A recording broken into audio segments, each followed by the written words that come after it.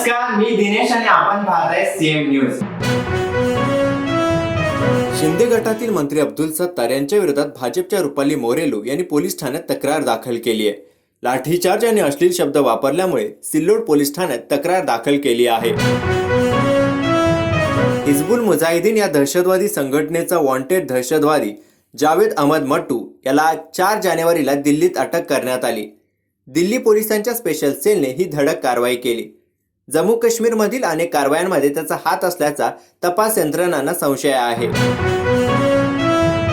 IPS अधिकारी रश्मी शुक्ला यांची राज्याच्या पोलीस महासंचालकपदी नियुक्ती करण्यात आली आहे.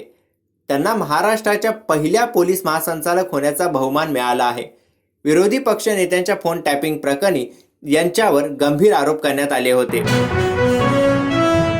दुधासाठी सरकार 5 रुपयांचं अनुदान देणार आहे. त्यामुळे 5 रुपयांच्या सबसिडीसह दूध उत्पादक शेतकऱ्यांना 32 रुपयांचा दर मिळणार आहे. रश्मी शुक्ला यांची राज्याच्या पोलीस महासंचालकपदी नियुक्ती झाल्यानंतर एकनाथ खडसे यांनी टीका केली आहे.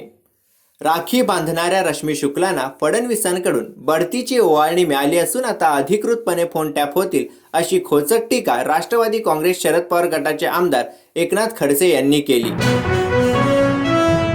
14 जानेवारीपासून राहुल गांधी यांच्या सुरू होणाऱ्या यात्रेचं नाव बदलण्यात आलं आहे. या यात्रेचं नाव भारत जोडो न्याय यात्रा असेल.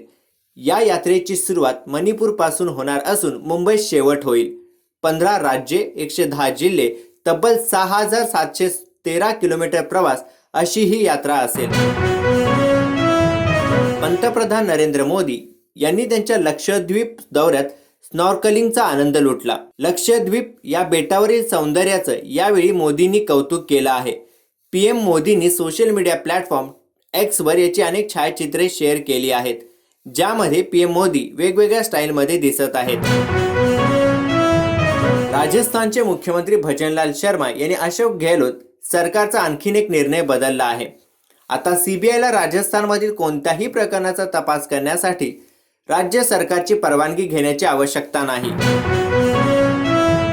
3 जानेवारी रोजी इराणमधील माजी जनरल कासिम सुलेमानी यांच्या कबरीजवळ बॉम्बस्फोट झाला होता.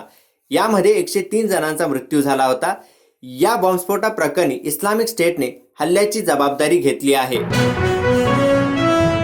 दुसऱ्या कसोटी सामन्यात दक्षिण आफ्रिकेचा भारताने 7 गडी राखून पराभव केलाय. सामन्याच्या दुसऱ्या दिवशी भारताने विजयासाठी असलेले 79 धावांचे लक्ष्य सहज गाठले. या विजयासह भारतानं 2 सामन्यांच्या कसोटी मालिकेत 1-1 अशी बरोबरी साधली आहे. या बुलेटिन मध्ये इतकंच, परंतु आणखी अपडेटसाठी पाहत राहा सीएम न्यूज.